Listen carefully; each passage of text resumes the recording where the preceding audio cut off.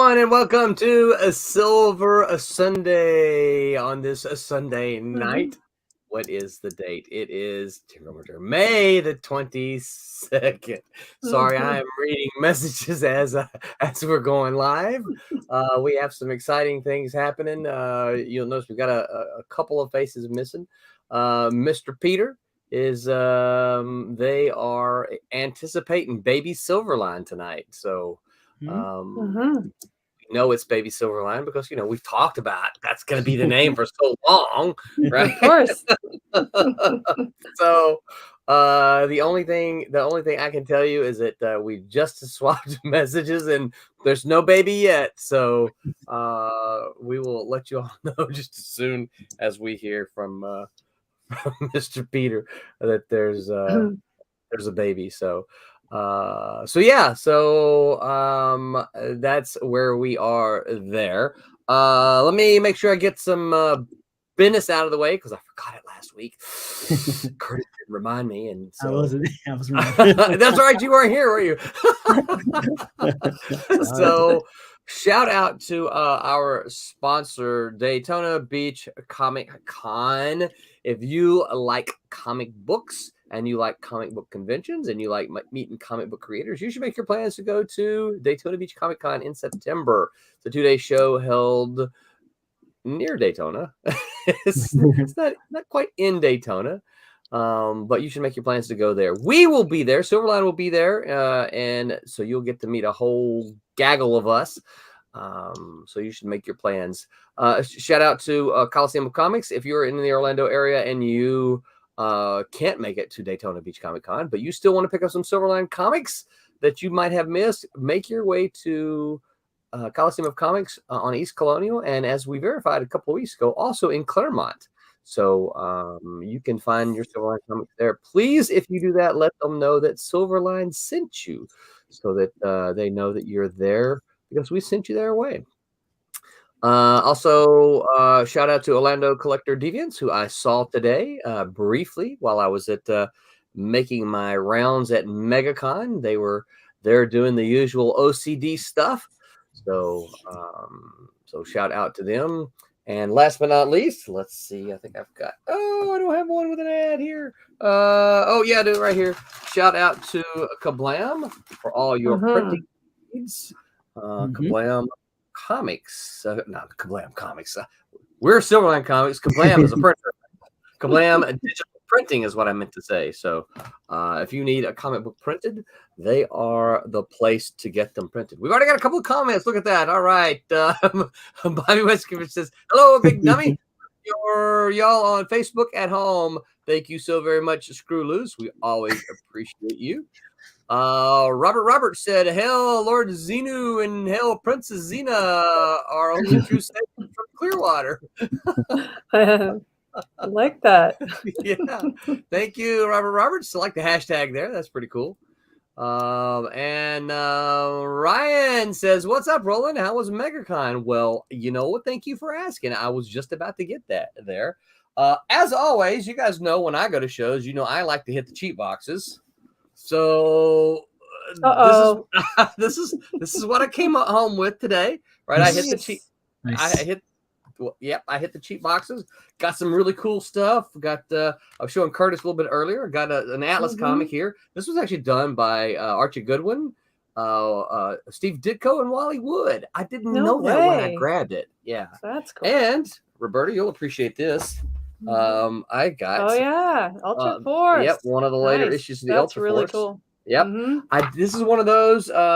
This is one of those at the very end of the run, and I didn't get it because the Marvel had come in and fired a whole bunch of people, and I was one of those fired, so I didn't get the last few issues that the company published, and so I was able to find this one and snag it. So I got a whole bunch of other stuff, but of course, as I always like to do, I also picked up.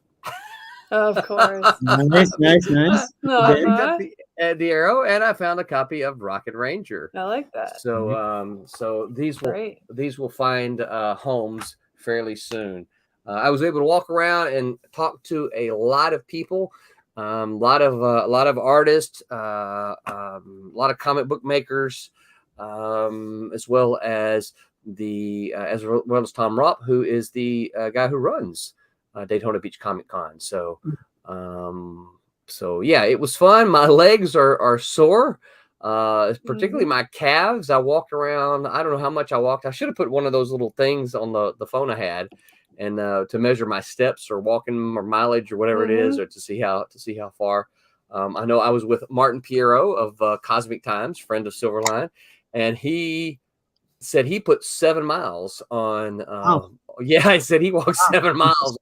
Now he did a little bit more walking than me, because I think he went out to the car a couple of times and he bought stuff, and then he walked out to the car and put stuff out there. So I didn't have to do that. I didn't buy anything that first day, and today I waited until the very end when I knew I was getting ready to leave before I bought anything, so that I wouldn't have to lug it around, because that's tough. You have to that's a pro move. Oh, Ryan says, Roll and I had a great conversation yesterday. Yes, we did. It was so much fun. I got the Destructor 1 through 4 at my local comic shop a few months ago. Very cool. That is very cool. That was one that I had just, I literally picked it up because I saw Atlas on there, and honestly did not know what was in it, what to expect, until I just got home. I think Curtis was probably watching me when I discovered. I was like, what the heck? Steve Ditko and Wally Wood. So yeah, I just picked it up because it was Atlas, because I've been trying to buy some Atlas comics. Because there's a lot of gems there, and they're not really collectibles, and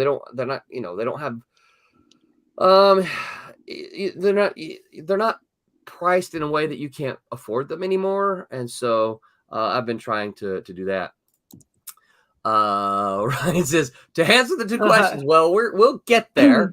He says cool. DC has better characters. Marvel is doing well in the overall department because of the MCU. And then he says, Curtis and Roby, nice to meet you. We're gonna have to get you guys on with Ryan.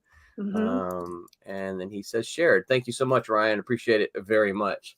Yeah, we had a great conversation yesterday. It was a lot of fun. We talked about all kinds of stuff. He had all kinds of cool questions. He used Pod Deck, I think is what he called it. I think Tommy's got that, but he used Pod Deck and asked me some really cool off the wall questions, some that I'd never been asked before. That's great. Yeah, in an interview before. I'm like, wow, that was a really cool question. I was like, I've never been asked that before. So it was a lot of fun. So we will have to get the two of you scheduled with Ryan. I actually talked to him about that. I said, hey, you get some of our other folks on here. Oh, look here. Here we go. Tommy Florimati says, good to see y'all. I hope to be back. Hi, Tommy. Hey, Tommy, we're sending you lots of love, my good friend. For sure. Renee, a big hug. I know you guys will be making your way back to town soon, so y'all have safe travels on your way home. We have missed you.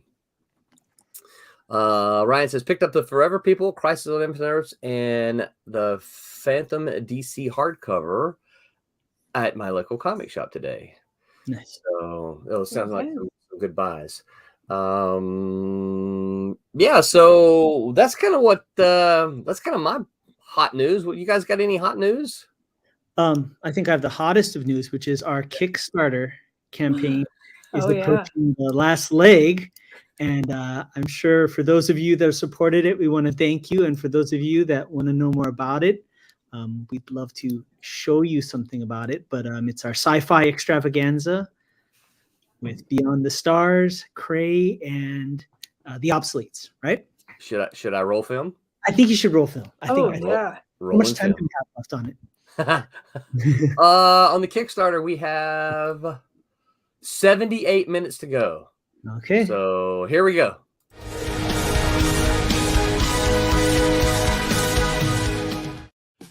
Hello, everyone, and welcome to the 18th, yes, 18th Kickstarter for Silverline. That means we have successfully funded and fulfilled all the others beforehand. So if you've been one of those backers, thank you so very much. We really appreciate everything you've done to help us make these comic books. We so love making them. Our 18th one is going to be a little bit different. You know, the last several ones we've done flip books. This time we're going to do a great big book, right? We're going to call this our Silverline Elite Edition. So choose Elite because you know it's at least big and you're going to get it through Kickstarter. We're going to have 3 books this time. 70 pages worth of story and art. We're going to have Beyond the Stars, #1. We're going to have The Obsoletes, #1. And we're going to have Cray, #1, the remix edition. We have taken the black and whites like we've done for the other remixes, and we have digitally remastered those and colored them. But you want to know about the books, right? So here's Ron Fortier to tell you about Beyond the Stars. Beyond the Stars, the 6-issue miniseries. It's about the race of mankind in the far distant future. We've settled billions of planets, but one day, out of the edge of space comes a black void that destroys everything in its path. So the All-Mother, the leader of the race of man, assembles a team of dedicated, skilled science warriors to find a solution, to find a way to end this threat, and to save mankind. Thank you, Ron. And now, here's Wes Loker to tell you about The Obsoletes. Take it away, Wes. My name is Wes Loker. I'm the creator of the new 4-issue sci-fi action miniseries, The Obsoletes, which is part of this Kickstarter campaign. The series, with art by Aaron Humphreys, story and letters by me, colors by Haley Martin, and inks by Jose Fuentes, is about a group of intergalactic prospectors who are accidentally thrust 20 years into the future and are faced with a very different reality. The world they knew is unrecognizable, and their profession is more deadly than ever. But rather than ride off into the sunset, this crew of roughnecks set out to prove that they're still the best in the game, even if they are a little bit obsolete. Thanks, Wes. And now here's me to tell you about Cray. Take it away, me. Thanks, Roland. Cray is a sci-fi fantasy story of a world in which mutants and humans are at war. Many on both sides want peace, but during a mutant raid on a human village, a young human boy is taken as a battle prize and then raised by a family of mutants. Trained from a very young age in the ways of war, Cray dreams of becoming a member of the Red Guard. Basically, it's the Delta Force of the world. Until, that is, his village is raided once again. Don't those sound cool? 3 comic books in one Kickstarter. One cover. And here's the other cool thing, right? If you're here for one of the books, you get to choose which of the exclusive Elite covers you want. You want Beyond the Stars, you can get the Beyond the Stars Elite cover. You want the Obsoletes, you can get the Obsoletes Elite cover. If you want Cray, you can get the Cray Elite cover. You got your choice, and we appreciate it. So, you remember what to do here. Please back it if you can. If you can't back it, please share it to everyone that you know who loves comic books and would love to get their hands on these. And until then, remember to make mine Silverline.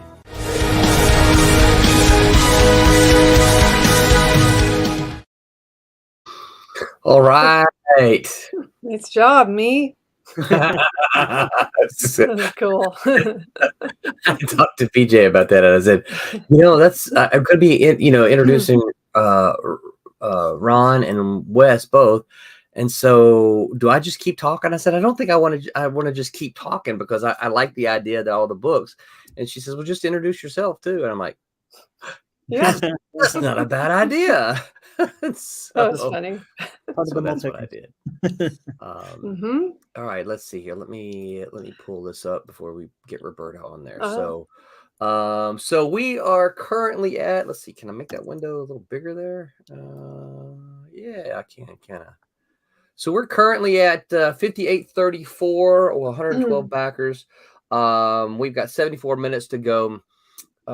We have a stretch goal that we are chasing. Now we've already knocked down 2 stretch goals, and we have one that if we can reach 6,000 even, we'll get a bookmark with the Obsoletes and Cray. We've already got the trading card for Beyond the Stars, so we have that print, and then if we can make 6,000, everyone at the print level will get a bookmark with Obsoletes on one side, Cray on the other side.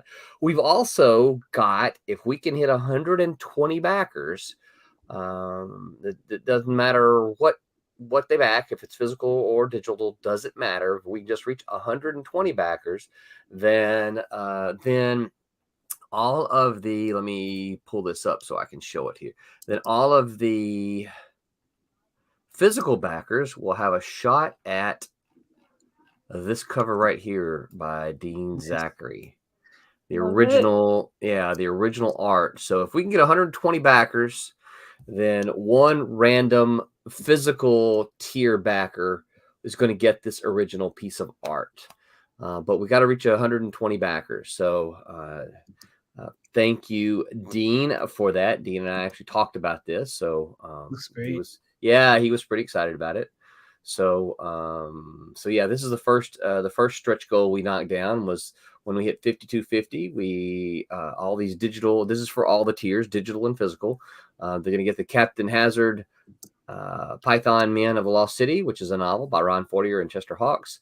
They're getting the Awry graphic novel by Wes Loker and Graham Jarvis. And that thing, I think I looked at that thing, that's like 90 pages long. So you're getting a bunch of stuff there. And then you're getting 2 comic shorts from me. One is Love Is Not an Alien Thing. That was originally printed, and I just found this out. In fact, Eric told me this. It was printed in an Malibu anthology, an Eternity anthology called Romance Stories or something like that. I can't remember the exact title of it now. But apparently, says Eric, that's hard to find and has some value to it. I did not know that. So, so it was in black and white, but it has been colored. Jeff Whiting colored it, and it was actually the backup story in one of Jeff's Kickstarters called Extraterrestrial. So if you backed Jeff's Kickstarter, then you've got it. And then the other one is To Carry the Colors, which was a backup in Chuck Bordell's. Oh, Chuck, forgive me if you're listening. Chuck Bordell's Kickstarter.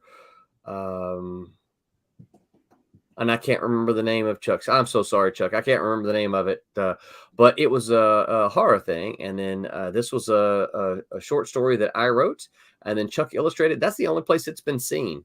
So this is a rare one as well. And if we can get it done in time, we're actually working on getting that colored as well. So I'm trying to get the colored version of that provided as a stretch goal. If I don't, it is what it is, but I am trying to do that. So yeah, 58-34 is where we stand, and 112 backers with now 70 minutes to go.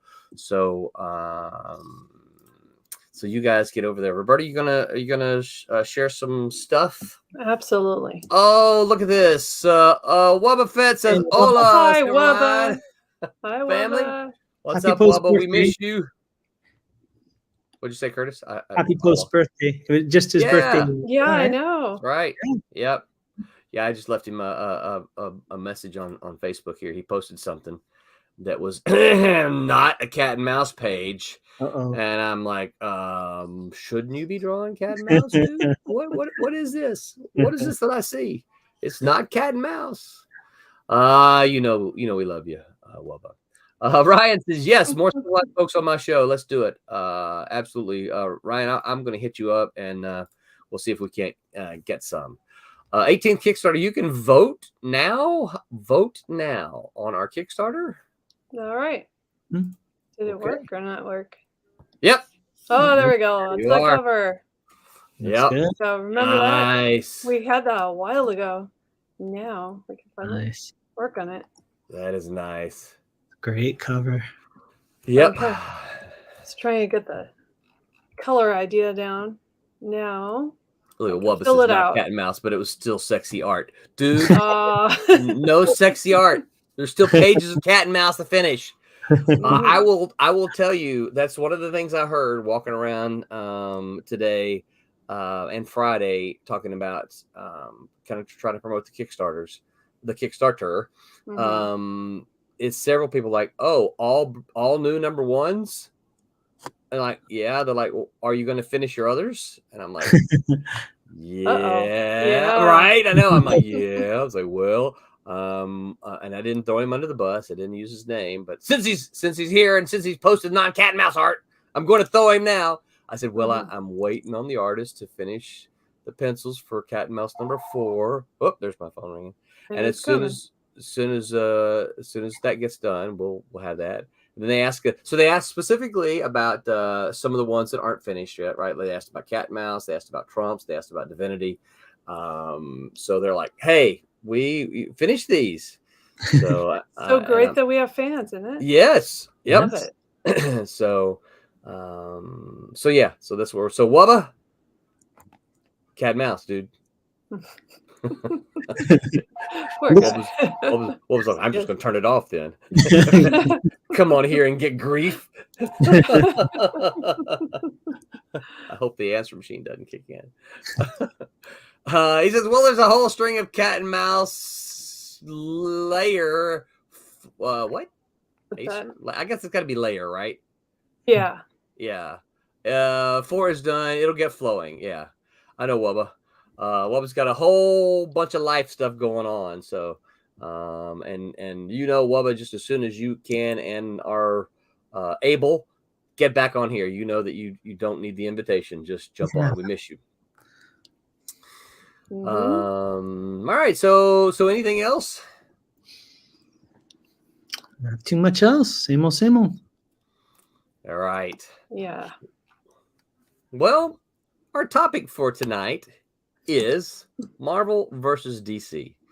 And, we haven't talked a whole lot about Marvel and DC. Someone told me that there's an edict from Roland not to talk about Marvel and DC. And I'm like, well, that's not really a thing. I was like, I want us to focus on independent comics. Sure.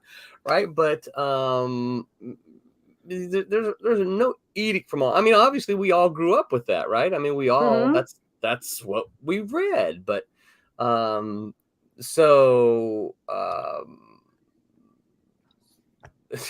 says, after I meant big clumsy thumbs. That's funny. So yeah. So one of the things I'm trying to think what's the exact title of the episode here? Just Marvel versus DC. I think one of the things I had on there is who has the better library. So I think that's one of the things that I kind of want to sort of get at is we're going to talk about all kinds of stuff. We'll go from not just who has the better library, but we'll talk about the animation, we'll talk about comics, we'll talk about toys, we'll talk whatever we can talk about, video games, that kind of stuff. But yeah, tonight it's all about Marvel versus DC. So I'll kind of start so that you guys can, since I haven't prepped you too much, so you can kind of be thinking about it. But for me, my background is I was a Marvel zombie as a kid. I just read I knew that Batman and Superman were out there and that kind of stuff, but those stories just did not interest me as a kid. And I can't tell you why. I don't know exactly why. I just thought that the Marvel stuff was more exciting. And that's what pulled me in. And so I was a Marvel zombie as a kid, read almost exclusively Marvel comics until 1986 when DC had the Crisis. Part of my problem with DC was they had all these various Earths. We now call it the multiverse, right? And I couldn't keep them apart. I didn't know the difference. There was, what's this? Why is this Green Lantern not the same Green Lantern as this Green Lantern? And how is he in the 1940s and in the 80s? I don't understand. And so, there was so much that confused me.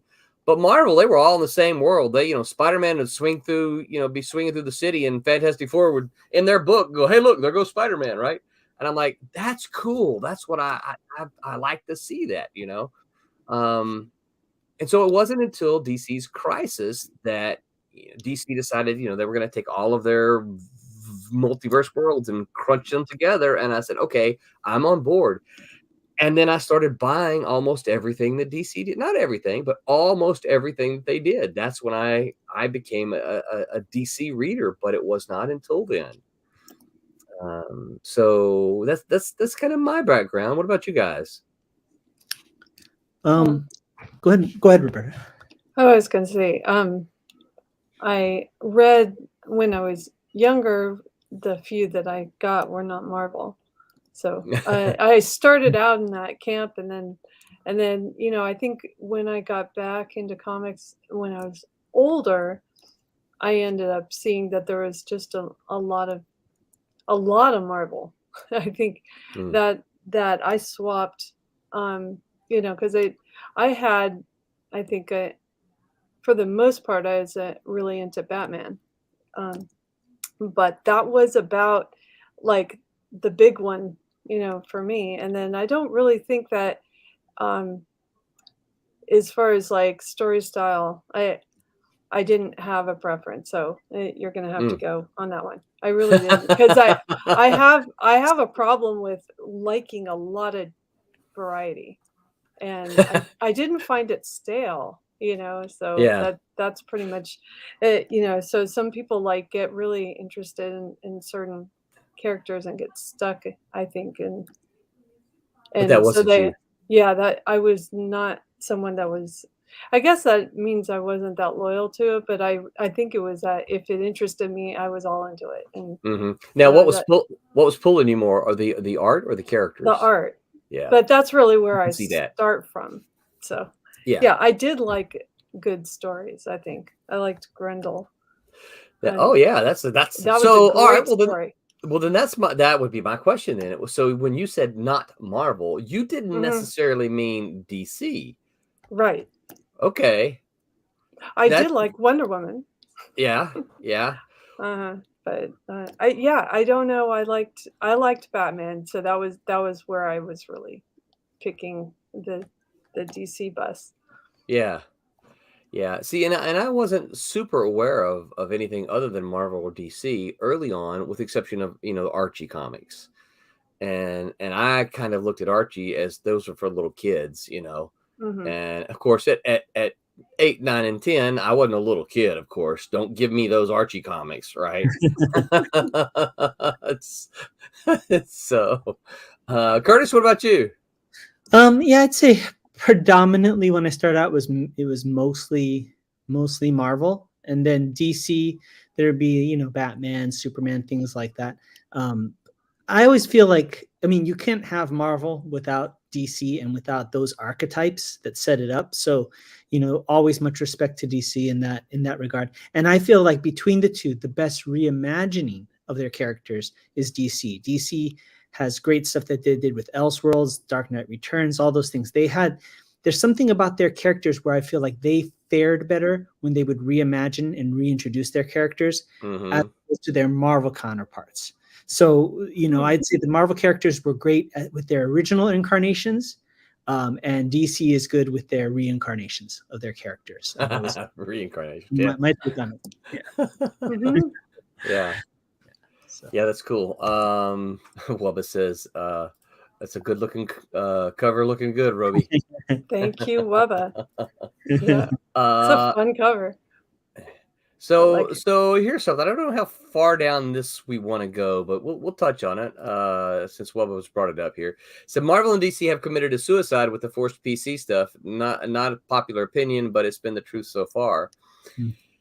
And one of the things I'll say about this, we've talked about this a little bit in my class, because we look at the sales figures, right? And if you look at the numbers, and we're talking,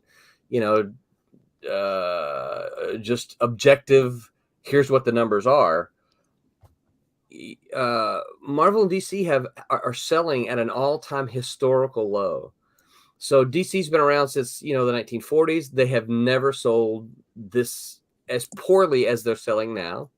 Marvel's been around since the 1960s. Some people say, well, they've been around longer than that, it's timely. But Marvel's been around as Marvel since the 1960s, and they have never sold as poorly as they're selling now.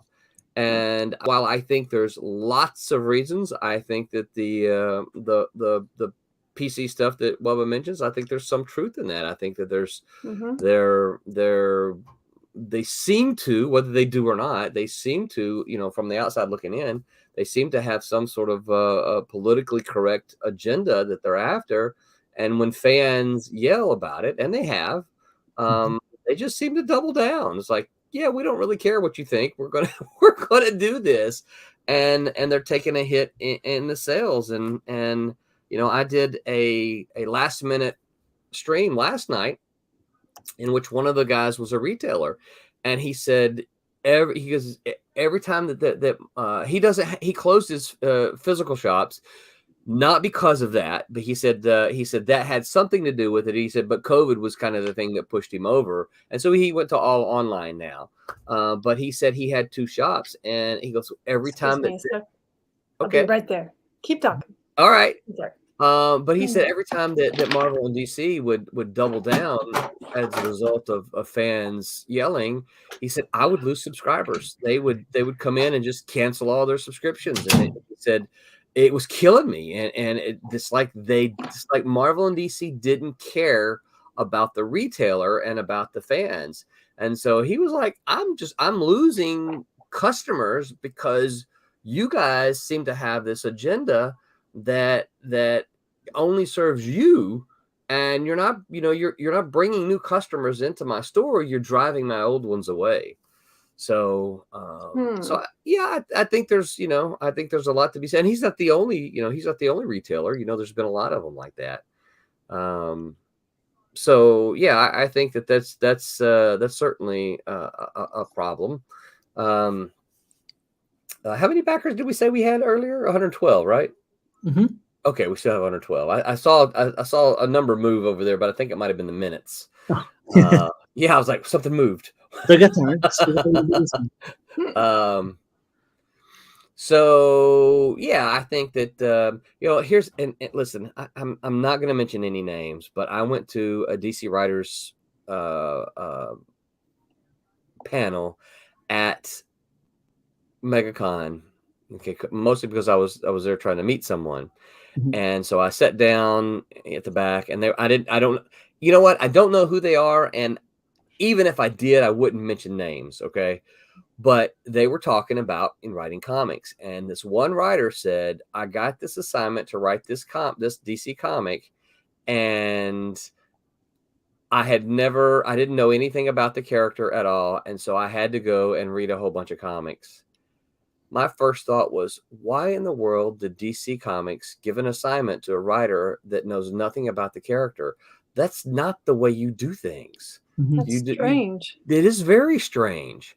And I'm sitting there listening going, okay, well, the other thing is, why in the world would you confess that on a panel of comic book geeks sitting in the and I don't know anything about this character, but I'm going to write it. Ha ha ha.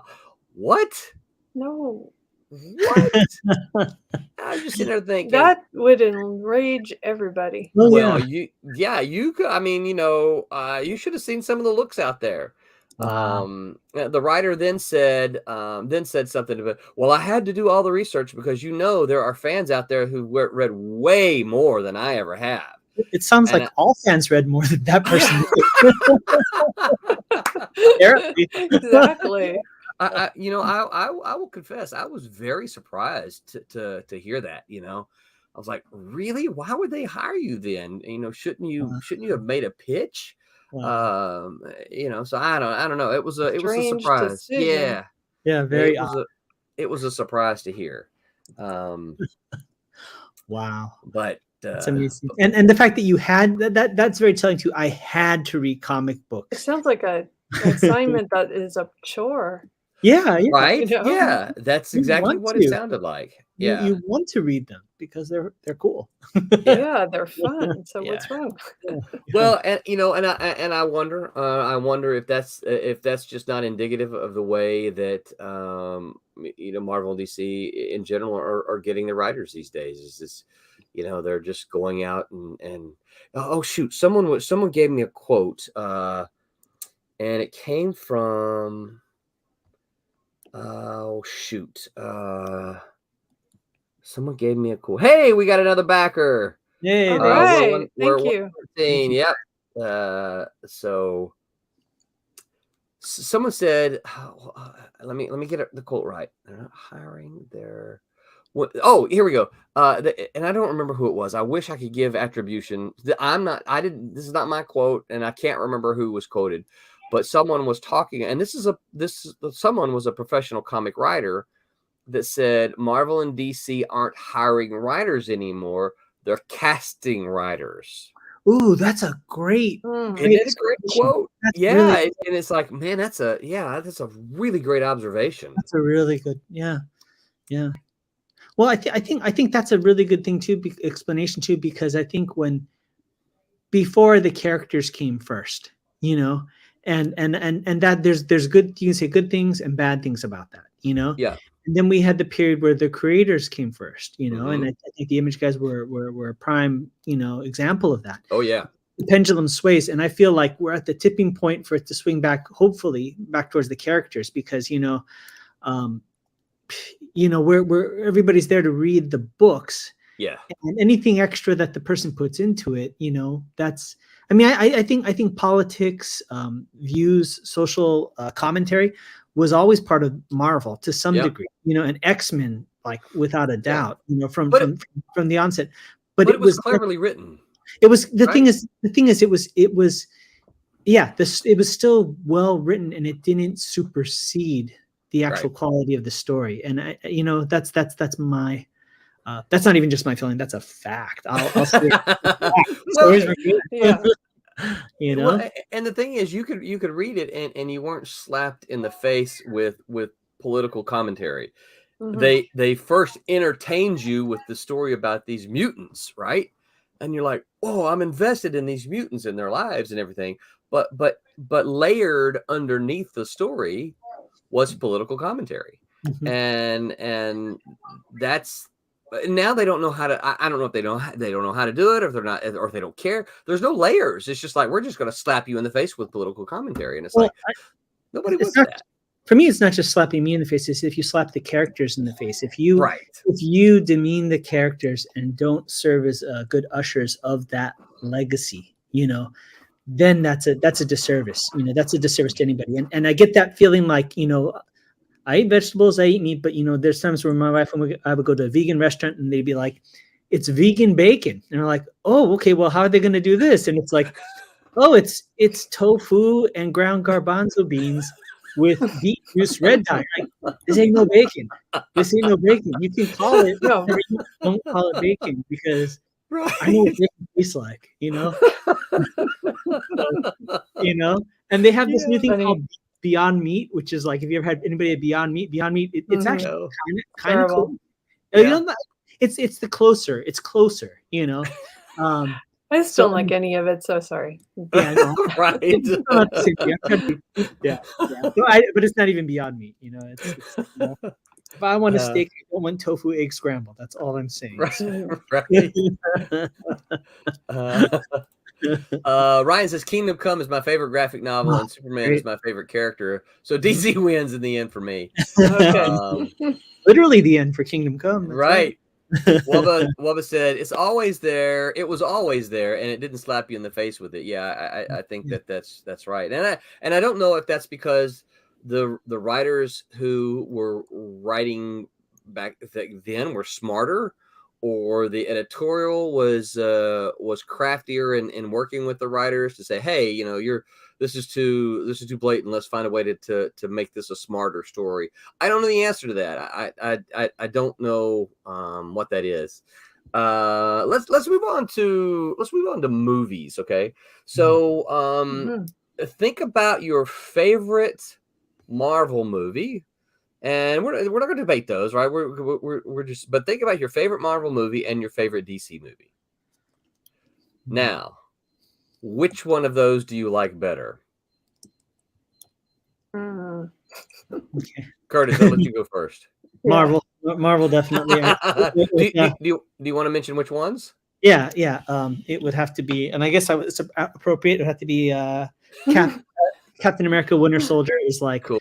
hands down one of the best ones, and it teed off of the things that happened before and took it to a new level. So I'd have to say that's my favorite.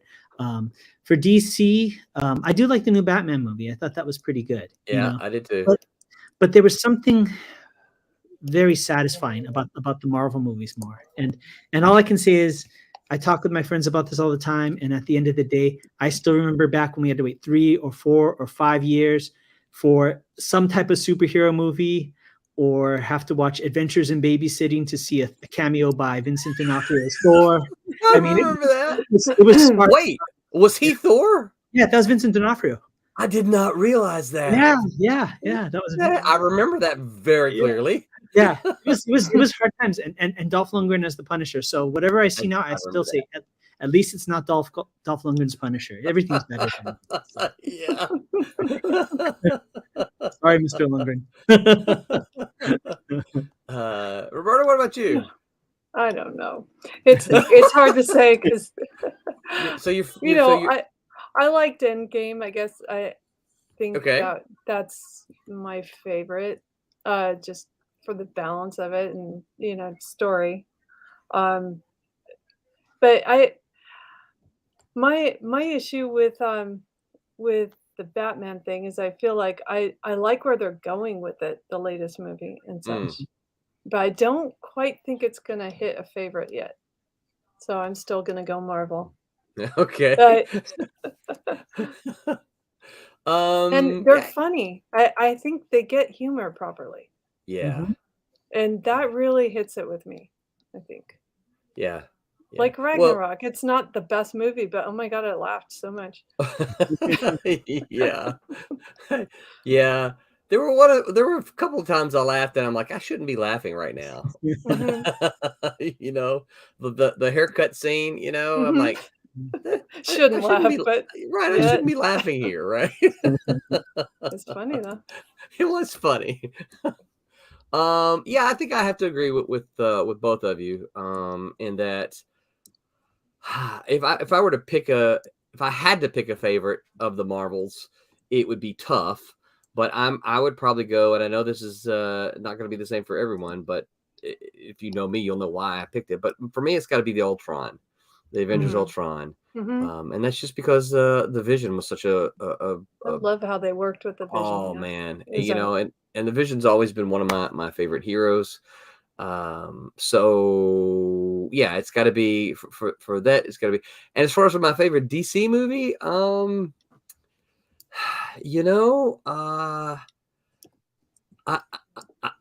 don't know. That's tough. I guess it's gonna have to be one of the Burton, either the Burton Batman, or maybe the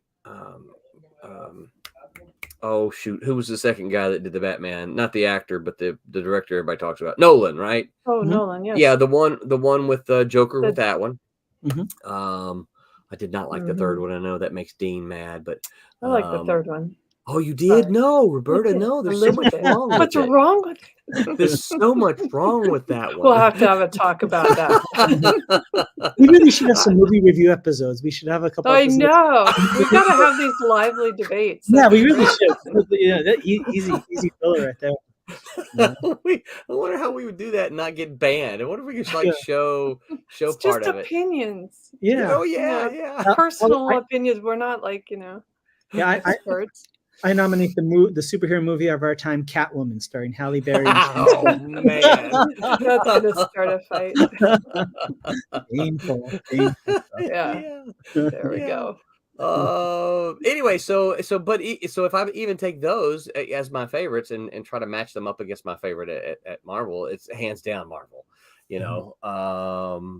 Oh, look at that. The Ninja Ginkgo says, good evening. What's up? I hope I'm saying your name right. The Ninja Ginkgo, right? The Ninja. It's got to be the Ninja. Yeah. Wubba says, yeah, let's go with that generation of writers was more clever and intellectual. I have to think Wubba's right there. He says, Keaton, Batman, Moon Knight, and Morbius have been faves. I'm still waiting for a Silver Surfer movie. All right, so I would go for a Silver Surfer movie. Oh man, I would too. I should probably keep score, shouldn't I? So for movies, we've all said Marvel. So movies, Marvel's 3, DC 0. So what about what about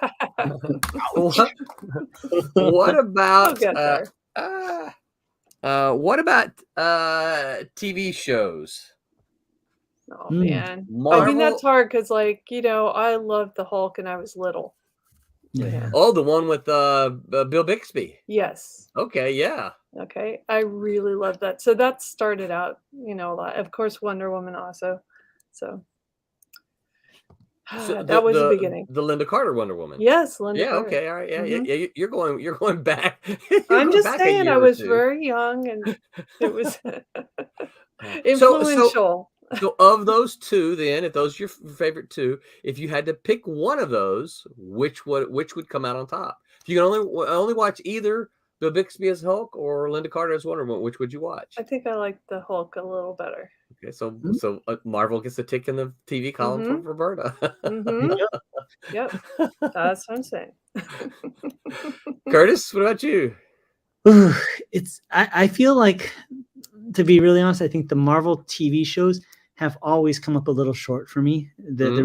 recent incarnations, and the one DC, even though, I don't know if it was the best show, but the CW shows were actually They consistent. were really good. Yeah. So that, coupled with, I don't know if you guys saw Peacemaker. Peacemaker Mm-mm. makes me feel like DC's on the. I'm going to give DC the edge because Peacemaker was amazing, and I need to see that one. Yeah.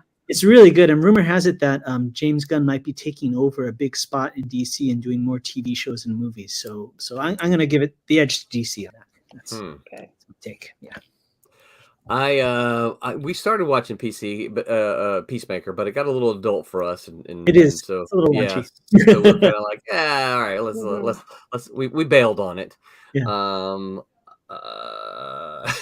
So It does come full circle. I'll tell you this. It doesn't look like it, but it actually gets a little heartwarming at the end in like true James Gunn fashion. But you do have to get through the raunch to get to yeah, it. So yeah.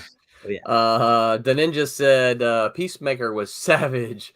That's awesome. And then oh shoot, here he goes. He's going to be changing his name soon. $6 Million Man. Oh, that's Oh, yeah. interesting. Is that a comic book movie No, or that was a comic book TV TV show. It should That have was been. a TV show. Yeah, but Yeah. is it a comic book? We should talk No. about that. I don't think No. so. Yeah. So, Hyper says, I'll choose watching Linda Carter over Lou any day. Aw. Though the Hulk show was probably better written and had the best intro theme music. I thought that was a great theme song. Yeah, I think so too. And for those who know, have heard Barb talk about it, she's kind of modeled.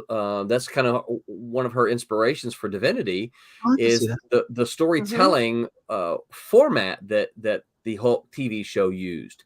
I mean, obviously Divinity is not the Hulk, but it's just the format of, here he is, a traveler on the road.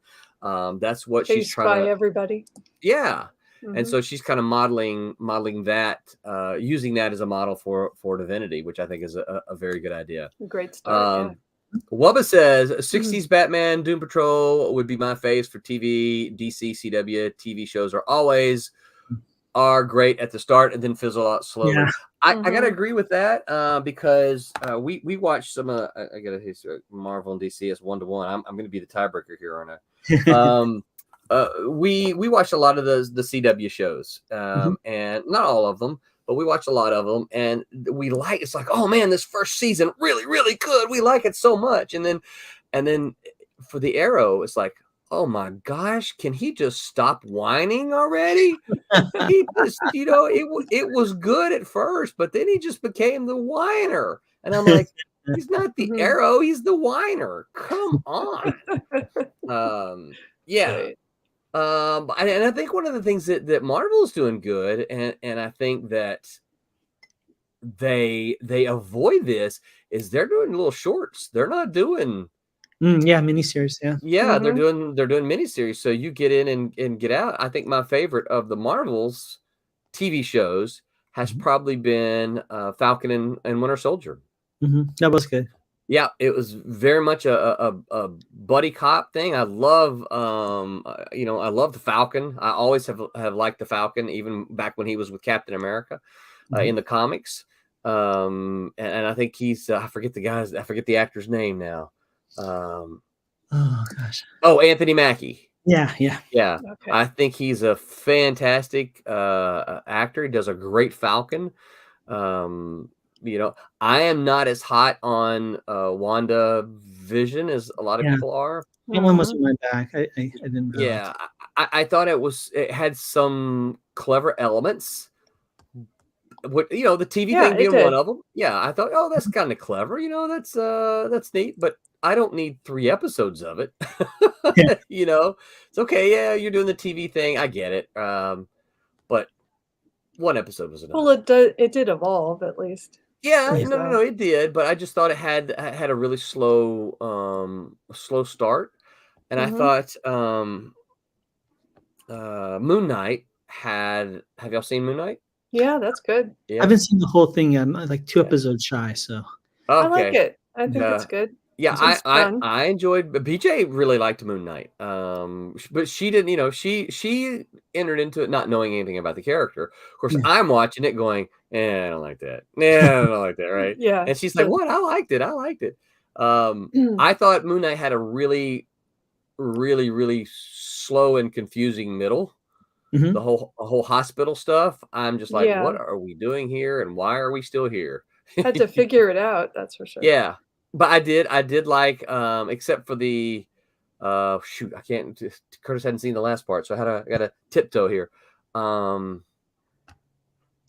thought in summation, I didn't think that we saw Moon Knight enough Mm. in the series. Not much. It was a Moon Knight show, and we didn't see him in costume that much. Oh, that's a But shame. it was pretty funny trying to swap yeah. costumes. I mean, Yes, yeah, the whole idea of his version of the costume was right. Pretty He funny. reminded me a lot of The Mask when he did that. Mm-hmm. Oh, that's You a good one. Yeah. Which is not a terrible thing. The Ninja said he was comic book. He's a character in the Super God comic. Jerry Craven was his name. Peacemaker, I guess is what he's talking about. Yeah. And Wubba says, I'm anxious for Sandman on Netflix. Yeah, that's going to be interesting Yes. to see what they do with that. So, Mhm. Love Sandman very much. Oh yeah. so I'm going to have to Mhm. give the nod slightly to Marvel on the TV shows. Okay. So, so that's Marvel 2, DC 1. So are we not mentioning the Luke Cage and Jessica Jones? The Netflix ones. Yeah, those were Well, really interesting. yeah. really interesting. Iron No, Fist. they're good. Iron Oh, Fist. man. Marvel down like 3 points just on that Iron Fist stuff. Wow. I was going to Wow. ask you about that, Curtis. Didn't you Yeah. like Fu and Iron Fist?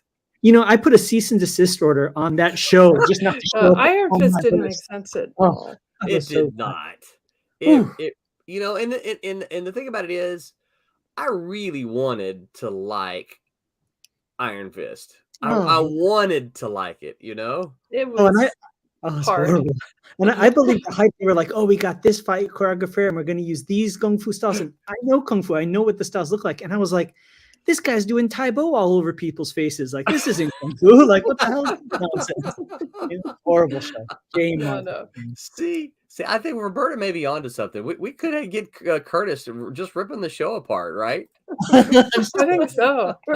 Wubba says, "What? I want a recount roll, and DC wins on TV." And I haven't seen some of the other shows like Teen Titans. I like Luke Cage though a lot. I liked the Daredevil Netflix show. Yes, I like that too. Yeah. In matter of fact, I just spent probably sometime last week. I went down the YouTube rabbit hole watching all the fight scenes. Mhm. From because someone on YouTube, you know how YouTube is. Someone made a clip, all the Daredevil fight scenes, right? So I just watched that. All the good stuff. Yeah. So and those were really good. I just think Charlie Cox, right? I think I think he made a real. I wasn't hot on the costume, but I get it. But I thought that, man, he was a good Daredevil. I thought. Mhm. He was perfect. Perfect. Yeah. I'm glad they're bringing him back, right? Yes, me too. I was even though I wanted to see more of him. It was exciting to see him very briefly in Spider-Man. Yeah. Mhm. I was like, oh, cool. And of course, the thing about it is I saw him and then I'm expecting Daredevil in the show then, right? And it's like, nah, No, we they get didn't Daredevil. bring it. No, it's like Just it's the tease. okay. All It's right. just Yeah. it's like when you go to the fancy restaurant and they have the dessert cart, you know? And it's like, you know, and it's like the dessert cart just walked right past you. You know? Wait, Oh, that's funny. All right, so let's move now to animation. Mm. And Mhm. Roberta, we'll let you go first again. Animation. Your Animation. favorite Marvel Let's see. animation and your Okay. favorite DC animation, and then which one wins? Oh, because I like the Wonder Twins and all that, but that was terrible. Roberta's going back in the I catalog. always like going back there. It's No, valid. but All valid. okay, I did I like like that the too. animated Batman. Yes. That was really good. Yes, it was. Oh, God, that's great. I don't know if it's better. Yeah, you know what? I'm gonna go with what I don't know where to pick with the Marvel because I guess it come back to me with that. I need to Okay. think about what my actual favorite might be. I need to think about that one. What about it, Curtis? Oh, well, yeah. Favorite Marvel animation was definitely Into the Spider-Verse. I thought that was just phenomenally executed. Yeah. Okay, if we're going there, yes. Yeah, Unfortunately, I have Yeah. to say that was so good. it's Yes, it beautiful. was. That would be my favorite. Yeah. And for DC, I really like. I mean, DC. I like the 2-part Dark Knight Returns adaptation. I thought that was really solid, and they really got it. And I would have to give it to DC. I mean, when you see what Warner Brothers Animation has been doing for years, starting with the Bruce Timm Batman, and Yeah. all the straight to video, and they actually had things that there were continuity, all the adaptations, and the amazing amount of characters, and just the stellar work. I know a fair amount of the guys that work on that, and they work their tails off to get everything, perfect. And so I think I definitely give that edge to DC. I think Roland would appreciate this. I was just talking to them the other day, to some of the storyboard artists, and they were saying people don't appreciate how hard it is to write superhero or even storyboards superhero sequences, because you have to remember, like, the fan is going to look at it and go, well, why didn't he use this power in this situation? And this doesn't match up with his code of conduct, and this doesn't match up with this, and why wouldn't this person use this power? And they said it's like this tangled, string that you have to get to be true to the characters, and to hear them express those challenges just tells me how much they truly care about those films and those videos. I think I definitely give the edge to DC on that. Yeah. Yeah. Well, I did really like the Spider-Man animated series. Oh yeah. Yeah. It was fun. Yeah. Yeah. So Roberta, you giving the nod to Marvel or DC? I think I'm going DC on that one. Okay. You know what? I think I got to go DC too, because I think probably I probably haven't watched as much of the animation as I have the other stuff, but for the Marvel animated, obviously the Spider-Verse was just awesome. Yeah. But when you think about the maybe TV shows, things like the Spider-Man series was that was pretty good. Mm-hmm. I like the Avengers stuff too. It Mhm. was, and some old Malibu folks worked on that, but I like Yeah. the Avengers. Mm-hmm. But as much as I like those, I think the DC stuff, the Justice League stuff that DC did, I used to watch that. Pretty solid. Oh man, that stuff is so good. Mm-hmm. Oh shoot, what was the other one I was just thinking of? Oh, Young Justice. Yeah. That is so good. Mm-hmm. And like you said, there's other content. I haven't seen as much of it as I wish I had seen, because I know some of it's available on Netflix and that kind of stuff. But so I need to watch more. But I do think that DC gets the nod when it comes to animation. Certainly. Totally. It's unanimous. Yep. Yeah, it's Yep. unanimous. So far we've got movies Marvel 3, DC 0, TV Marvel 2, DC 1, animation Marvel 0, DC 3. Mhm. So There's a trend. It's a pretty tight race here. Mm-hmm. So this one may be a little different, because I'm not sure that any of us have that much experience. But let's talk about video games. What about video games? Curtis, you probably have more. I'm guessing. Guilty as charged. I got this. I didn't get these calluses on these thumbs from Kung Fu. That's from Oh no, it's funny. a lot of video games. Yeah. So we'll start with you, so Roberta and I can listen to you. Yeah. And form some opinion. So, your favorite Marvel video game versus your favorite DC video game, and then which one comes out on top? Well, let's go a little bit further back. I was born in Honolulu, Hawaii. About 40. No. That's what. Roland's favorite thing about bad storytellers. Let me tell you a story before. Right. A free story. No, I'd say for me right now, it's a pretty close call. It's a pretty close call because DC had like Warner Games had great stuff like the Batman Arkham series, which is just really good. They had DC had a Telltale series where it was like story based Batman games. Those are excellent. Their Batman games are great. And then for Marvel, they had tied up with Capcom back in the day for Street Fighter video games. But most recently, they're Spider-Man Insomniac games, Insomniac Development Studio. Those Spider-Man games are amazing. They're everything that I ever wanted in a Spider-Man game. Wow. Yeah, and they're going to be doing the Wolverine one soon too. So I have to say, as much as I played both, it's a tie because they've also had huge misses. The Avengers game, from what I hear, is just a hot mess. Really? Yeah, on two levels. Like one, they put a lot of stuff behind a paywall, and then the story part of the campaign. If I understand it correctly, people thought that they were playing it and going to play an Avengers game, and the Avengers get sidelined at the beginning of the game, and you have to play as Kamala Khan, Ms. Marvel. That's weird. Because she's going to bring everybody together, all the Avengers back together. So it's kind of a bait and switch when you get that game. Oh, that's not cool. Yeah, I like that. Yeah, so but I give it a tie. I have to say tie because they're both really good stuff. Really good stuff. Well, sorry, Roland. I haven't. I haven't a vote. You haven't a vote. I can't vote. Yeah. You know, I mean, I can say the Capcom stuff just because that's the only ones I played. Yeah, those are great. I love them. They're fun. But that's all I got. Did you play those in the arcade? Yeah. Mm-hmm. You know, I played. We got and you help me out, please, Curtis. These go back to the Nintendo. They were 4-player. See, my problem is I don't play. I am not drawn to single player games, which is what a lot of these games are. You know, you play as Spider-Man and no one plays with you. You solo the game, and same for Batman and things like that. I'm not drawn to those games. That's just not something I pick up because I don't want to play by myself.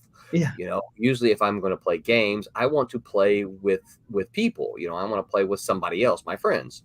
And so I don't have a whole lot of, I can't think of any of the single player games that I've played for either company. But we played the one, so we played 2 of the Marvel ones. We played the one with the X-Men. And which you could choose your X-Men, and you all 4 of you go through the you have the danger room and not the danger room, Cerebro. You could go, you navigated X Mansion and stuff like that, and they had bedrooms that you could go and talk to them. It was kind of story driven. I can't remember what it was now, but we played that as a family. And then we had the Avengers one. Can you think of the names of them?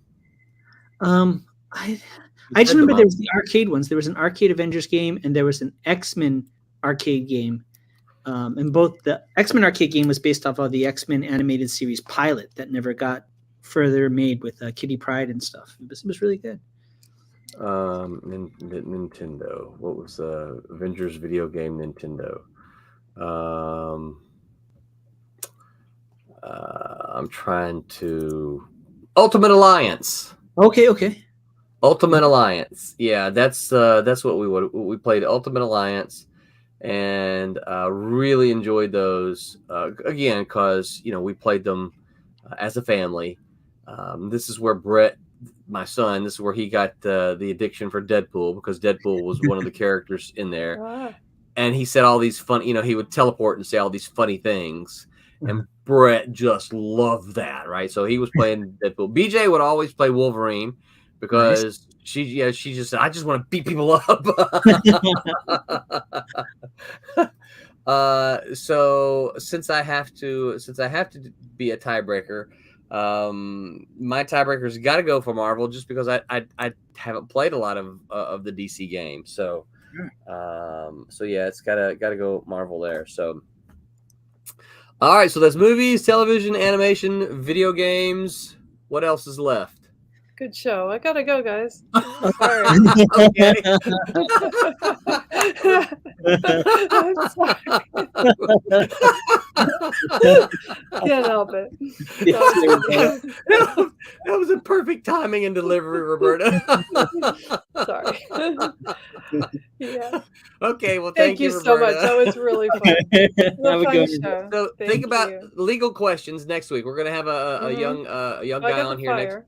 next week who's going to be studying to be a lawyer. So we'll pepper him with lots of legal comic booky questions. Mm-hmm. That sounds great. Yeah. Okay, good. So, Just- Curtis, you're already up. You good to share? And this is going straight to it. Okay, yeah, there you All go. right, excellent. Okay. All right, bye, Roberta. Thank you. Bye. good one. Thank you so much. See ya. All right. Curtis, give us a quick what we're looking at.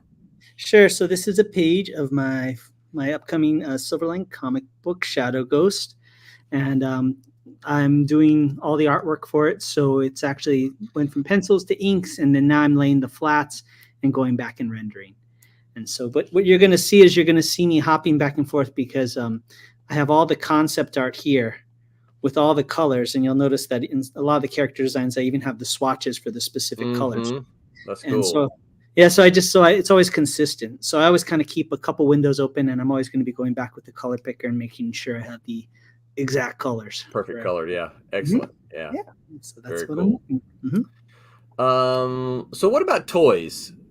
I guess. Oh, that's a tough one. Toys. I think Marvel had more plentiful toys, but I kind of always feel like DC always kind of had a little bit nicer or more upscale toys than Marvel. Yeah. You know, that's kind of my thoughts on it. But Yeah. I was never a big toy person, but I kind of felt the same way. I felt that you could get a lot of the Marvel toys, but DC's were just sort of better. Just seemed to be a higher quality. I know that we had a couple of Marvel toys that broke, and Brett used to take the big DC, the little 8-inch characters, the hard plastic ones. Man, he'd take those things and beat them against each other. While Martian Manhunter got Batman blue all over his chest from being beat on, he survived. He wasn't broken. Oh, look at this. Oh, we got somebody popping in here. Aaron Humphrey says, nice. Hey, Aaron. He says, which page is this? Oh, what page? This is page 11. Page 11. All right, so that's the halfway point. Yeah, and I've actually kind of been doing a lot of the process has changed. I'm learning how I want to do this. So now I go ahead and I take a page from pencil all the way to flats, and then from there. Yeah. Wow.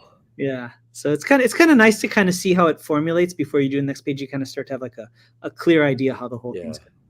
Yeah, I think I'm not an artist, but I think my fear of doing that would be I would get to page 17 and then, oh man, I want to go back and add this on page 2, because you know what I'm saying. And if you finish it all, then it's harder to add. So true. Yeah, I think that's also why I spend so much time like doing all the concept. So I kind of have like a clear idea. I mean, I have to kind of rein myself in sometimes, but a clear idea of like the level of color and rendering. And I'm mainly going for like a very kind of manga anime aesthetic. So like kind of flat. I was like kind of flat kind of color rendering. But yeah. But it's fun. I'm having a good time working on it. But Very cool. yeah. All right, so I think we both gave DC the nod for toys, didn't we? Definitely. Yeah. So Yeah, what about any other kind of so we mentioned video games earlier. Have you ever played any of the other maybe any kind of board games with Marvel or DC? I played RPGs. I mean, there was a Yeah. Marvel RPG back in the day, and there was a Batman RPG. And Just a Batman, not a DC? it was literally just Batman. It was literally just a Batman RPG. But I mean, you could play like Nightwing or have any, they kind of basically would be like in Gotham, so you could have, your own Bat family character or something Yeah. like, so yeah, I played that. I have a Marvel card game over there that a friend gave me, but I haven't played it yet. So how about yourself? Yeah, no, it's the RPGs. That's the only thing I've ever played, and I didn't play either one of them very much because we always played something different. I played a lot of Super World. Are you familiar with Super World? I'm not. Who made that one? It's Chaosium. It was a Chaosium game. Okay. Probably the leader at the time was either Champions or Villains and Vigilantes. Mm-hmm. But I preferred the Super World game system. It was just a lot for me. It was just a lot easier to understand, easier to teach. I was actually the game master. Nice. Yep, for about 5 years. So, and truth be told, Curtis, some of what ended up in the comic books comes from the games. Oh yeah. Yep. Like Sure Cat enough. and Mouse or No, not Cat and Mouse. Now Demon precedes the game, but he was in the game. Absolutely, I've got a character sheet still with him. Let's see. There is some story elements, things that I mean, I didn't pull it straight from as you know, if you've played any, you can't. Well, we can't really do that exactly as a comic, but that's kind of a cool thing. We can do this. Yeah. Have you ever heard of Heroes Unlimited? It was by Palladium Press, I think. That was a good superhero RPG. Nope, never played that one. The first one I ever heard of was called Heroes 2044. Okay. Maybe it might have been Superheroes 2044. And I got that one when I was in high school, but I didn't know anyone, to play with. So I just, didn't do anything. And then Super World came out when I was in college. And so I grabbed that and started playing it with some college friends. And that's we just kind of stuck with it. And, we bought the Champions modules and the Villains and Vigilantes and looked at those and kind of, played with them a little bit. But we stuck with Super World. And like I said, we played that it's funny because we started off playing it at a junior college, and then we all transferred down to a major college and just kept playing it. So was it the same characters? I mean, like essentially the same campaign? That's great. I love when that happens because then you have like this. It's like the best TV show ever, right? Yes, that's exactly what it was. Yeah. Oh, that's great. Yeah. We used to meet and play some RPGs, and it was all some of the Malibu guys. There was a Street Fighter RPG at one point. Really? And we played that for like 3 or 4 years. And wow. With Dan Danko and Jason Levine and those guys. And it became like a TV show. I mean, at the end, it was like everybody knew each other. Everybody had their punchlines and how everybody interacted. And it was great. It was great. Dan Danko played with that? Oh, and he was such an antagonizer. Wow. I mean, he would do things. Really, Dan Danko was? No, really? Yeah. And for those of you that don't know, Dan Danko was one of the he was one of the editorial staff. And he was one of the writers at Malibu, and he was very snide. I always remember one of my things that if you want to know Dan Danko in full, one of the funniest things is we had a column called Ask Diane, where Diane Boda would answer, like Stan used to, would answer questions about comic books. And one time she was busy or had to go somewhere, and Dan took over, and he called it Ask Dan. And so he literally crossed out her name in the comic book and put Dan over it. And then somebody asked some really obtuse question like, well, how does this superpower work under these conditions and so forth and so on. And Dan wrote this long paragraph. I appreciate it. We love hearing from the fans, and that's very smart. And you'll notice in issue 2 and this. I would love to explain, but as you can see, I've run out of room. End of the article. But he would be the guy if the villain was about to give his big exposition speech. Like one time, I think he was telling me he was playing a game where all these clones were in their chambers and the villain's giving his big speech. Dan just took a machine gun and shot all the test tubes and killed all the clones before they could hatch at the precise moment. So, Yeah. yeah, but yeah, RPGs. Did DC have an RPG? I don't know. They did, yeah. I forget what it was Mhm. called. Well, you know what? I have this thing called Google, don't I? DC role-playing game. It's called the DC Universe. Okay. Role-playing, yeah, DC Universe role-playing game. Yeah. Now here's one I got for Oh you. my gosh. $129. Ooh, nice. Yeah, I guess so. May have to see if I've still got my copy. It's a good, I'll sell mine for $125. Wow. Yeah, it's funny to see how things have that kind of value. You know, it's like Yeah. what makes that have a value? Well, here's a question: Who's Who or Marvel Universe? You know, remember those yeah. two kind of compendiums, I guess you could call them. Yep. Which did you think, or did you prefer one? Did you think one was better than the other? Well, I own both of them because certainly those came out at the time when, you know, I was wanting to know about the characters and I was trying to, you know, break into writing for both of the companies. So I own both of them. Mhm. But probably I'm going to say I don't own them anymore. I got rid of them.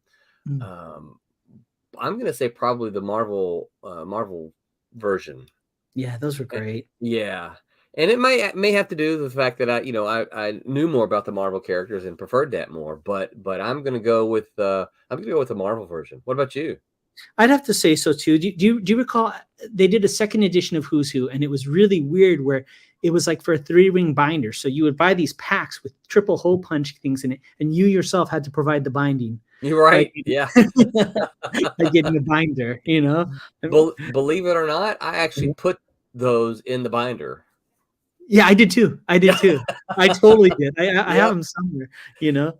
I got rid of mine. I got rid of mine in the early 2000s on eBay. I saw an interview, you know, the inker Joe Rubinstein, and he was talking about how he inked everything for Marvel Universe, and he said it was the best gig because he got a full page rate for a single character illustration. And he said it was one of the best jobs that he had, you know. Listen, I've talked to several people who worked for Marvel merchandising.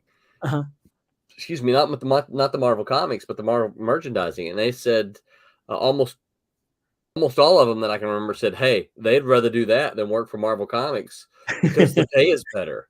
Yeah. You know, and they don't have to draw as much. Yeah.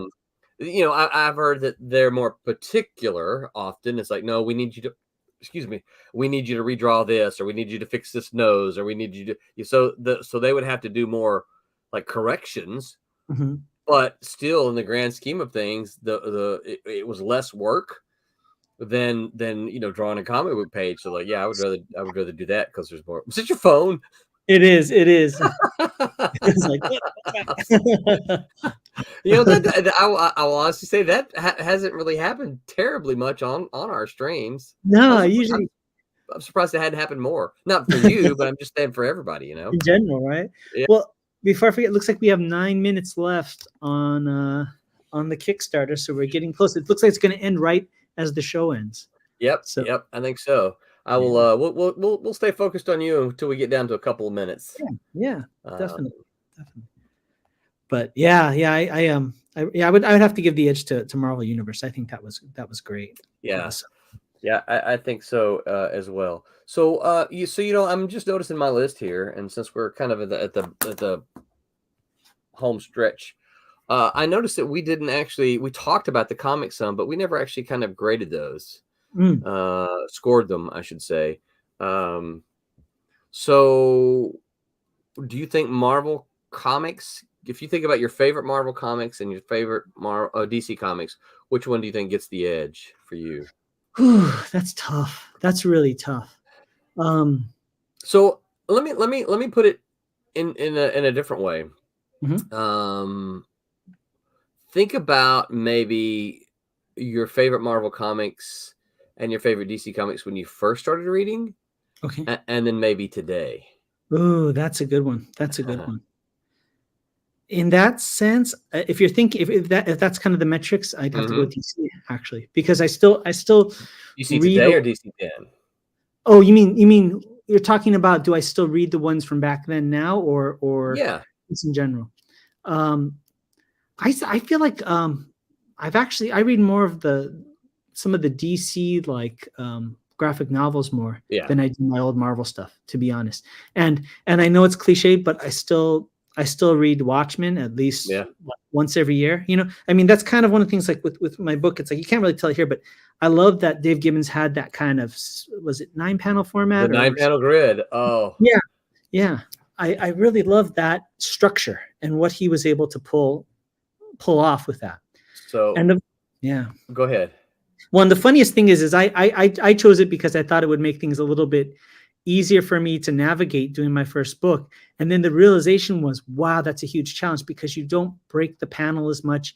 You don't have splash pages and things like that to really draw people's eye. You have to do it. You have to do all the angles inside the panel to make it interesting. Yeah. And it shows any error, any flaws you have in composition or storytelling are just right there on Main Street. So that's why I still am a huge fan of Watchmen. I think that's a great Yeah. thing. Yeah. Oh, I didn't mean to kick you off that No, quick. that's I was trying to get this because so my good buddy Stephen Butler is always sending me stuff. And this is a page from the Defenders. One of the things I love about this, look right there in the center.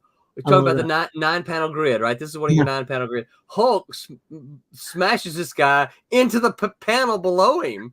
Right? Oh yeah, there we go. I can zoom up on this.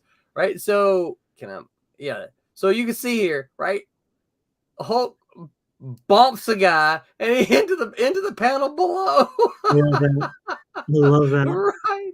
And the guy, he gets bumped. Wow. Have I got a bad headache? Not nearly as you're going to have. And then oh shoot, what, Nighthawk drops a machine on his head. That's great. Yeah. I love that. I'm sorry, it was funny. No, that's love it too.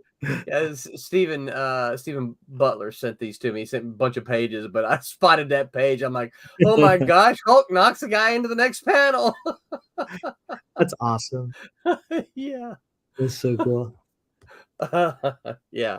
So I would actually have to say, for me, Marvel gets a nod on, and I don't really read new Marvels. I kind of keep up, or DCs. I kind of keep up with what's going on. Certainly Marvel gets the nod for me as a reader from in the 70s and the 80s. I think DC had a good post-crisis. I think DC had a really good offerings in the late 80s.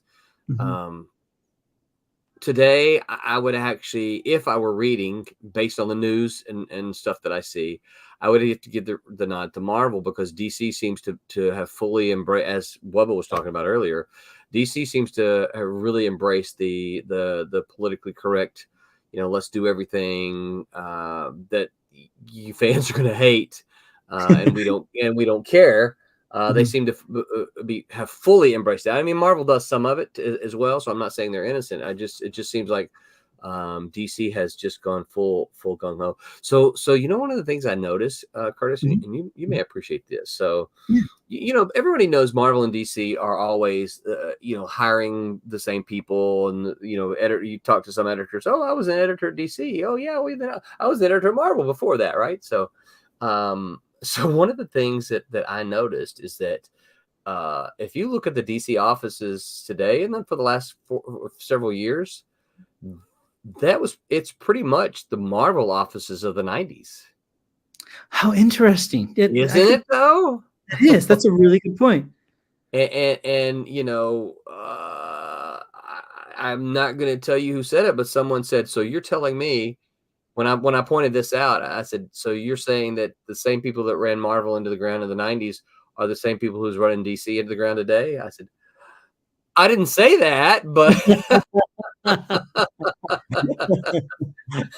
but there's a lot of the same people. They're not, it's not exclusively the same, but there's you look around and you're like, wow, that's the same people doing that. Well, what's funny is I realized finally at this age is whenever I start a new job, there's the job that they say you're supposed to do, and then there's the job that people want you to do. Yeah. And so that that's something to navigate maybe in that situation. Yeah. I think as we said earlier, I think that I think there's a lot of people that would like to understand why they're doing the things that they're doing. Mm-hmm. All right, Curtis, we're down to 2 minutes to go here. I think at some point in time it will start showing us seconds. So we are at 58.79, which puts us $121 away from 6,000. Yeah. So not looking like we're going to make that 6,000 stretch goal, and we are 6 backers away from 120 backers. So not looking like we're going to make that particular stretch goal either. But we've got 114 awesome backers who have helped us get this project live. And there we go. There's our seconds starting to count down now. Here we go, guys. Yep. So thank all of you so very much for backing our Kickstarter and for having the faith in us that you do. We know that there's a lot of you who've backed, all of them. You know what? I wonder if I could ever do that. Go back and look and see if we've got anybody who's backed every campaign. Oh, look at that. Somebody else popping in here. I don't know if he realizes that he's on stream. Gotta put my camera up. Yeah, he did. Well, because I had to take my camera off to use my Cintiq. So welcome. Congratulations, Aaron. Another successful campaign. Yep. Yeah. And jumping in here is Aaron, the penciler of the obsoletes. Yeah, I thought I'd come on. So I've been just checking it. It's been a busy week, busy weekend, but I'm glad to see it coming in. I know that we made our goal and stuff, but I was gonna come home and post pages of issue 2 to get people excited. But since we have 2 minutes left, and you just have to wait for the next Kickstarter to see those pages, aren't you? So yeah. So we were just in the process of thanking folks, Aaron, just saying we got 114 awesome folks who got us not just to goal, but got us over the goal and got us to 2 stretch goals. Got us to that first one really fast too. Yeah.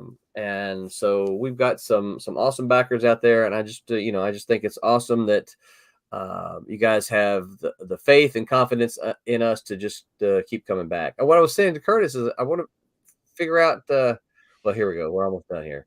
Woohoo! All right, you see the confetti going. They actually that's fun. I didn't know they actually did that when you reach goal. Yep.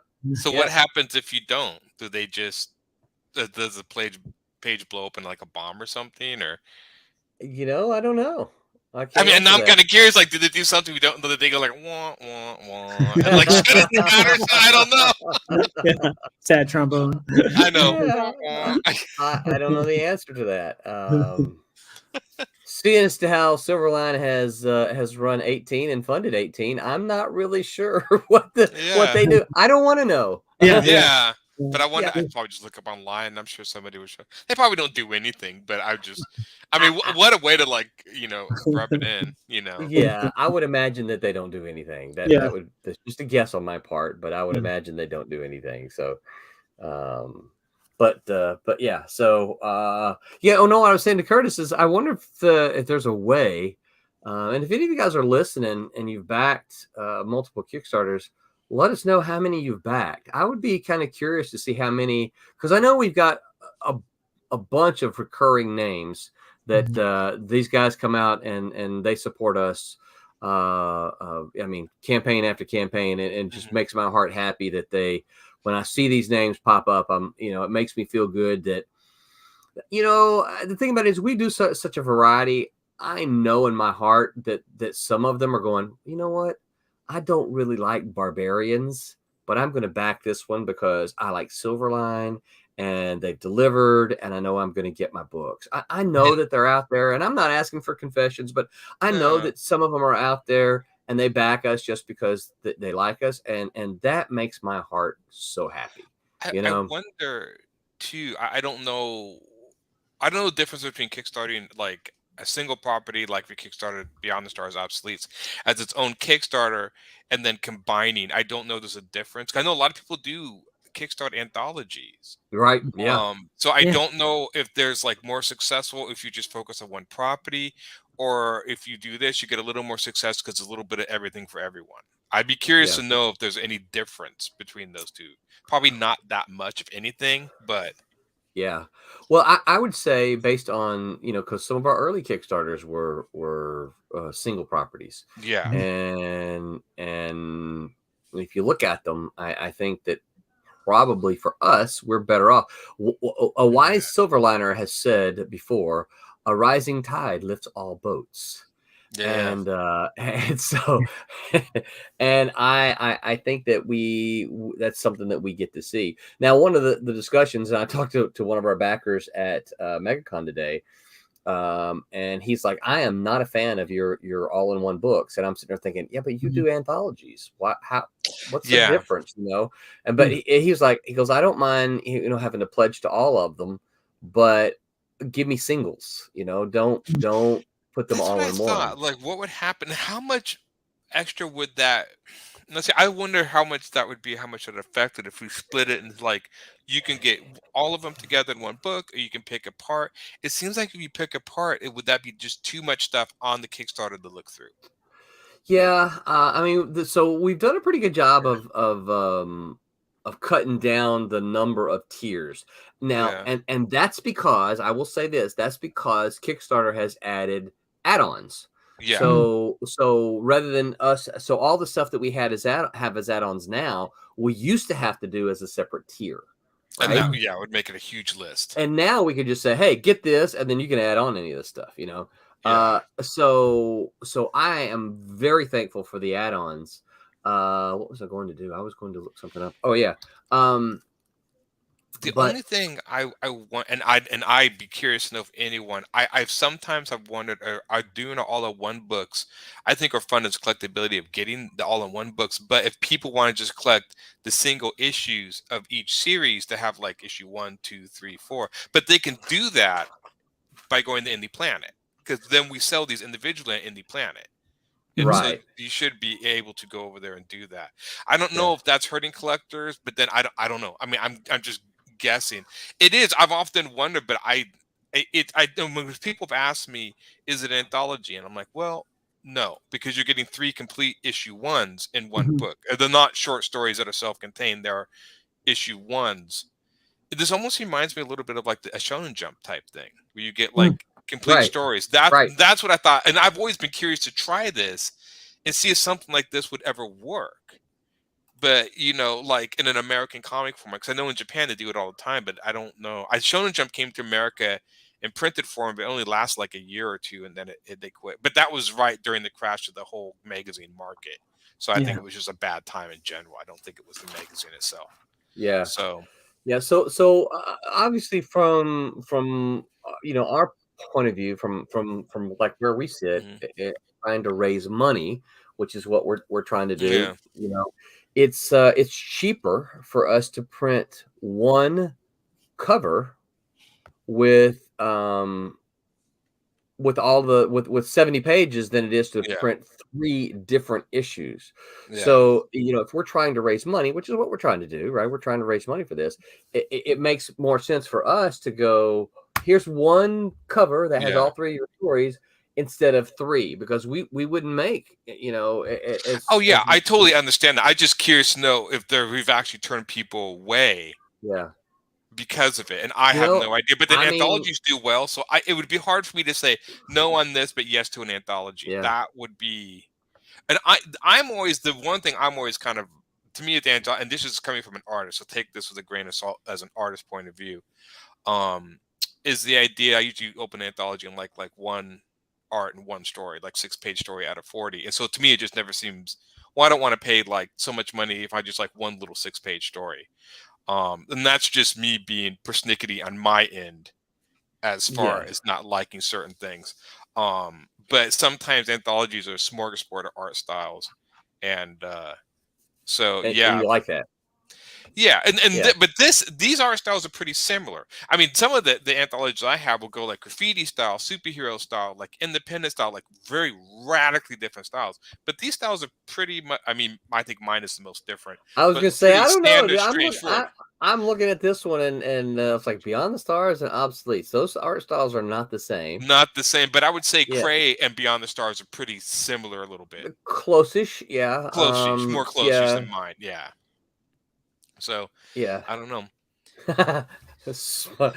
I'm not sure. I'm not sure I can say this without sounding like I'm saying something different. Rob Davis says smorgasbord. Yeah. Not, yeah. And not a smorgasbord, but a smartgasbord. Yeah, yeah, I don't know. I mean, then again, if people are primarily interested in comics for writing, anthologies may be a boon for them because they can get all sorts of stories. Well, I Usually go, think yeah, I think one of the things we talked about, Rob Davis. I think one of the things that makes these anthologies work is if you got 30 stories, you've got 30 different creative teams that are backing, and they're bringing their fans yeah, to back them. So, and when you're talking about what's more successful, one property or a multiple property, that's why I kind of go with the Sifu Curtis Rising Tide line, because I think that helps us as well, because yeah. we're able to bring, and they don't necessarily always like it, right? I mean, I know that sometimes a creator's like, I want my book by itself. I don't want to be Oh with yeah, somebody else. It's like, yeah, I get it. I hear you, but we got all these books that we got to do, so we can't really and that do never that. bothered me because Yeah. again, like everyone knows, we sell them individually in Indie Planet. So if you Right. want to buy Yeah. individual issues, go to Indie Planet and you can get your individual issue collection all separate. So that Right. never bothered me with the Kickstarters Yeah. doing that. Yeah. So So, and the occasional fan is like, well, I only want Beyond the Stars. Well, okay, if that's really all you want, and you're not, so don't want the obsoletes. He has no taste. well, here's the thing, right? Most people who back Kickstarters do so knowing that they're paying a little bit of a premium, Yeah. because they're helping the creators raise money, right? Mhm. If all you want to do is get the book, well, then just wait till the Kickstarter's over and order it when Right. it's regular price, off the like you said, off of Indie Planet. But many people who back the Kickstarters know that, you know what, I'm paying a little bit more than I normally would for this, because I am trying to help the creators Yeah. make a little money so that they can continue this thing. Most people who back Kickstarters know that, right? Yeah. And they're They aware get of something a that. little extra, something unique. Yeah. And that's why, for us, one of the things that we like to do is give them the exclusives. Like, okay, well, because you're backing this and paying a little bit of a premium, you're going to get this exclusive cover that you can't get after the Kickstarter is over. Now, our hope as a publisher and as creators in a few years, those Kickstarter exclusives gain value for them, because that's one of the things that they're also trying to bank on, is that, hey, I supported this, and now this, $20 book that I supported, hey, it's now worth $50 because there's only 86 of them published or printed, Yeah. Yeah, Rob Davis adds, or wait and buy it as an add-on for some other Kickstarter program that you like. Yeah. Yeah. Have you ever thought when we do the graphic novels, because I'm sure we're getting to the graphic novels, like offering the 4 issues, like say graphic novels composed of 4 issues, offer the 4 issues that's like you can get the graphic novel, or you can get all the 4 issues that were previously in the single issues as a collection. I don't know, maybe that might be something. We did that with Kalis. Okay, yeah, I thought Yeah. so. Yeah. Yeah, we did that with Kalis, and we we had some people that got the 4 issues. We had Yeah. some people that got the trades. We had some people that got both. Yeah. I don't So know, yeah, because it seems like a lot of the, especially the younger comics reading, are not really in it for the collectability, which I'm no, actually kind of almost a little happy for, because it seems they're more reading it than collecting. Because I don't mind collectors, but I want people to read the stuff too. yeah, yeah. And so it seems like, but Spoken like a writer, yeah, it's yeah, it's like I didn't write it so you can just look at it. right? But it seems interesting that most younger people, most younger generations just want the material to consume and not so much of a collectability. Well, and I think that the other thing is, I think the newer generation, younger generation, tend to prefer graphic novels. They Yeah. tend to prefer in the collections. They don't want to wait for issue after issue. That's just like, oh, wait until you're done, and then I'll take the graphic novel so that they can binge it. I mean, it's the Right. binge mentality, the binge generation. Think about how many people you've heard sit down and binge, shows on Right. Netflix or Hulu or something like that. They don't just, like when we were younger, we had to, oh, look, Cosby Show's coming on Thursday night. I need to be at my TV at 7:00 to watch Cosby. To watch that. And And I you think didn't, you there's missed also it. too. I also think there was a crossover of like baseball card collectors and stuff. There was an idea. I mean, when I was growing up in the '80s, there was a lot of people had a fun collecting. You collect cards and put them all together. You collect comics, and there was this idea of building collections, which I don't sometimes not necessarily see today, but I do get a sense there was more of that fun of hunting it down as stuff. And the strange enough, I often think maybe the reason why the collectability is kind of waned a little bit is because you can get it online. Okay, now that sounds kind of weird, but what I'm saying is half the fun was going to conventions and comic shops and trying to hope you get lucky. Hope you find Yeah. that issue. And so I think by just being able to go online and fill up your collection like that kind of takes the fun of the hunt. Because I mean, half of the fun of collecting is the hunt to find that issue you're missing. I had a friend who collects toys who said that. Like, he's like, I can get all my stuff online, but I kind of miss going in the stores and stuff and, coming upon that figure I want to be like, yeah, I found it. There was something fun about the hunt. Yeah. I'm like, yeah, I can kind of see that. The internet kind of took that away just a little bit. Yeah. Not completely, because it's still hard to find single issues on the internet, maybe, but it did take it away a little bit. Yeah. I saw something interesting at the show today. There was a comic dealer who had, he was selling sets. So yeah, so I saw this, like, and I didn't look at all of them, but it's like $200 set of like X Factor 1 through Yeah, I've seen a lot. 5 or something like that. Yeah. I'm like, wow, that's but you get the whole set right there. It's a great idea. It's a huge chunk of change, but it's a great idea. We have a comic shop in Portland called Fallout Comics that sells nothing but back issues. They don't sell new issues, and he sells tons of sets like that. You can go in and find huge runs of like entire runs of comics. They'll sell in huge like packages and stuff. It's pretty cool. And I've actually, I think I went through and got a Wonder Woman run. It was like certain issues, and I bought that big chunk and read it because it was interesting. It was fun to do that, and he would have a lot of single issues. Then he had boxes of nothing but just runs of comics that and I thought, oh, that's cool. That is very cool. And get him on. Well, we are at the end of our show. So once again, we want to thank all of you for backing our Silverline Science Fiction Extravaganza. We ended, if you didn't hear, we ended with 58.79 and 114 backers. So we will now spend or Kickstarter, I should say. We'll now spend the next week collecting the funds. And if you have problems with your cards, they'll send you a message. And once we get those, we won't get the funds for about another 2 weeks. But in between that time, what I will do is I'm going to send out some surveys so that you can fill in the name that you want mentioned on our thank you page, because we'll do a thank you page in our Kickstarter versions, and thank all of you by name in those, so that you can get your name in lights and you can be recognized for helping us make these projects happen. So yeah, and with the exception of, there are 3 people for the Wolf Hunter Sirens, Kickstarter. I don't have your addresses. I have sent you emails. If you happen to be listening to this, please check and send me your physical address so that I can send you your books. I cannot send you your books without an address. And so if you don't have them, make sure that I've got your address, because I can't send them without that. So digital rewards should be coming, not tonight. I won't have time to do that, but hopefully the next couple of days, now that all the physicals are in the mail, except for those couple, digital rewards will follow. Our next Kickstarter is slated for, I've got to open up. Oh, I have to wait a minute, get my dates. I have the dates. I'll do that in just a second. Well, it's opening faster than I thought it was. So I keep all the, you guys know this, all of this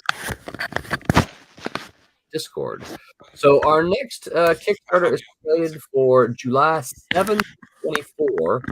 I'm going to hold on to the titles just yet, because there's a couple, actually there's about 5 possibilities at this point in time as to what could be kickstarted. So I'm just going to kind of hang tight a little bit and kind of see where we end up. I think I know what it's going to be, but I'm going to wait just a little bit, maybe a couple of weeks before we announce that one as to who they are. But for those of you who are socking some money away, July 7th through the 24th, if you'll mark that on your calendar, put a few dollars away so that you can support us then. Curtis, anything to add? No, just thanks to everybody. You know, it's actually a pretty big achievement to get 18 successful Kickstarter campaigns. You know, so we really appreciate everybody's confidence and continued support. Thank you, everybody. Yeah, absolutely.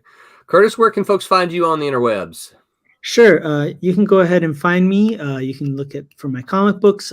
All the social media links are on these 2 sites. So for my comic book, www.theshadowghost.com. And for my martial arts school, www.tigercrane.net. So you can check me out there. Excellent. Aaron, what about you? Where can folks find you online? Facebook, Instagram, Humphreys Illustration, HUM, just like my last name spelled, RES, illustration, one word. You can find my Facebook in the same name. Have a store and a portfolio, Humphreys Illustration. All just use the same thing. You'll find me online. You'll find me on there. So yeah. Excellent. And I know Roberta was on here earlier. You can find her at Ruby Conroy on, I think, Instagram and Facebook. You can find me on all the social medias under Roland Man or Man Roland. I try to be very good about follow backs. So give me a follow. I'll follow you back, like, and share this stream, whether you listen to it. Thank you, Curtis. Whether you listen to it on YouTube or Twitch or on Facebook, please like, share, subscribe. Tell your friends to like, share, and subscribe. Help us get those numbers up. The more people that know about us, the more people that can back our books, and the more we can continue to make comic books for you. And as we like to say every time before we close, remember to make mine Silverline. Make mine Silverline. Oh, I forgot to mention Tuesday night. Tuesday night we got a stream. Join the gang. Tuesday night. I'm not sure what we're doing. I'm not sure what you're talking about. So join the game Tuesday night. Be surprised. So on Tuesday, and then the Wednesday Whammers will be back here on Wednesday night. We will be back next week. We are going to be talking with a lawyer who is an entertainment lawyer, and so we're going to bring some questions for entertainment law. What are some of the things that gets creators in trouble, that kind of stuff. He's not quite a lawyer yet. He's studying to be, but it's a guy I met last year. Super nice guy. He's taking a bar this summer. So we're going to pepper him with questions. And I told him if we ask him anything illegal, just tell us he can't answer. So he was very cool about that. But his name is JC Barton. So JC will be joining us next week. And now remember to make mine Silverline. All right. Good night, everybody. Closing bumper. Hi, I'm Greg Horn. Make mine Silverline.